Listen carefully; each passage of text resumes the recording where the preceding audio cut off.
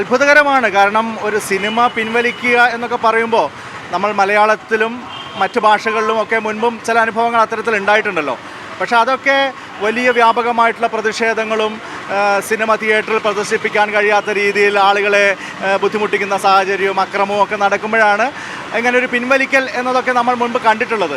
ഇവിടെ ഇങ്ങനെയൊരു സിനിമ ഇറങ്ങിയതായിട്ട് പോലും നമ്മുടെ ആരുടെയും ശ്രദ്ധപ്പെട്ടിട്ടില്ല. 2-3 ദിവസമായിട്ടേ ഉള്ളൂ ഇറങ്ങിയിട്ടെന്നാണ് ഞാൻ മനസ്സിലാക്കുന്നത്. ഞാൻ ഈ വാർത്തയുടെ വിവാദം കണ്ടപ്പോഴാണ് ഇതിനെതിരെ ഇത്തരത്തിലുള്ള വല്ല പരാതിയോ അല്ലെങ്കിൽ ആ നിലയിലുള്ള സൈബർ ആക്രമണമോ ഭീഷണിയോ വല്ലതും ഉണ്ടോ എന്ന് ഞാൻ അന്വേഷിച്ചത്. പക്ഷേ അങ്ങനെയൊന്നും നമ്മുടെ ഒന്നും ശ്രദ്ധയിൽ ഇതുവരെ വന്നിട്ടില്ല. പിന്നെയും എന്ത് കാരണം കൊണ്ടാണ് ഈ സിനിമ പിൻവലിക്കുന്നത്, അതിന് ഇങ്ങനെ ഒരു കാരണം എന്തുകൊണ്ടാണ് പറയുന്നത് എന്നുള്ളത് തീർച്ചയായിട്ടും അന്വേഷിക്കപ്പെടേണ്ടതാണ്. യഥാർത്ഥത്തിൽ ഇക്കാര്യത്തിൽ ആദ്യം ക്ലാരിറ്റി വരുത്തേണ്ടത് കേരള പോലീസാണ്. കാരണം അവർക്ക് ഇങ്ങനെ പരാതി കിട്ടിയിട്ടുണ്ടോ?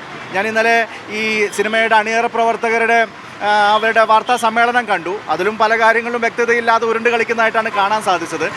അപ്പോൾ ആദ്യമേ അറിയേണ്ടത് ഇവർ ഇത്തരത്തിലുള്ള വല്ല ഭീഷണിയും വന്നിട്ടുണ്ടെങ്കിൽ, ഇപ്പോൾ ടെലിഫോണിലൂടെയുള്ള ഭീഷണിയാണെങ്കിൽ അതൊക്കെ ഫോൺ നമ്പർ വെച്ചുകൊണ്ട് പരാതി കൊടുക്കാമല്ലോ. അങ്ങനെ വല്ല പരാതിയും പോലീസിന് കിട്ടിയിട്ടുണ്ടോ, അതിന്മേൽ ഏതെങ്കിലും തരത്തിലുള്ള FIR ഇട്ടിട്ടുണ്ടോ, ഏതെങ്കിലും തരത്തിലുള്ള പ്രാഥമിക അന്വേഷണം നടത്തിയിട്ടുണ്ടോ എന്നൊക്കെ പോലീസിൻ്റെ ഭാഗത്തു നിന്നാണ് ആദ്യം ക്ലാരിറ്റി വരുത്തേണ്ടതായിട്ടുള്ളത്. ഏതായാലും അങ്ങനെയൊന്നും ഇല്ല എന്നുള്ളതാണ് ഇതുവരെ അറിയാൻ സാധിച്ചത്. അപ്പോൾ സ്വാഭാവികമായിട്ടും ഇത് ഏതെങ്കിലും തരത്തിലുള്ള കച്ചവട തന്ത്രമാണോ എന്ന് നമുക്ക് സംശയിക്കേണ്ടതായിട്ട് വരും. അങ്ങനെയാണെങ്കിൽ അത് അങ്ങേയറ്റം ഗുരുതരമായിട്ടുള്ള കാര്യമാണ്. കാരണം കച്ചവട തന്ത്രത്തിൻ്റെ ഭാഗമായിട്ട് സമൂഹത്തിൽ സ്പർദ്ധ വർദ്ധിപ്പിക്കുന്ന തരത്തിൽ, മതവികാരം വ്രണപ്പെടുത്തുന്ന തരത്തിൽ, അല്ലെങ്കിൽ വർഗീയത ആളിക്കത്തിക്കുന്ന തരത്തിൽ ഇത്തരത്തിലുള്ള ദുരാരോപണങ്ങൾ ഉന്നയിക്കുന്നത് അത് ഒരു കാരണവശാലും നമുക്ക് അംഗീകരിക്കാൻ കഴിയില്ല. കാരണം ഇസ്ലാമോഫോബിയ എന്ന് പറയുന്നത് അന്തർദേശീയ തലത്തിൽ തന്നെ ഇന്ന് ചർച്ച ചെയ്യപ്പെട്ടുകൊണ്ടിരിക്കുന്ന ഒരു വിഷയമാണ്. കേരളത്തിലും ആ നിലയിലുള്ള നിരവധി അനുഭവങ്ങൾ ഉണ്ടായിട്ടുണ്ട്.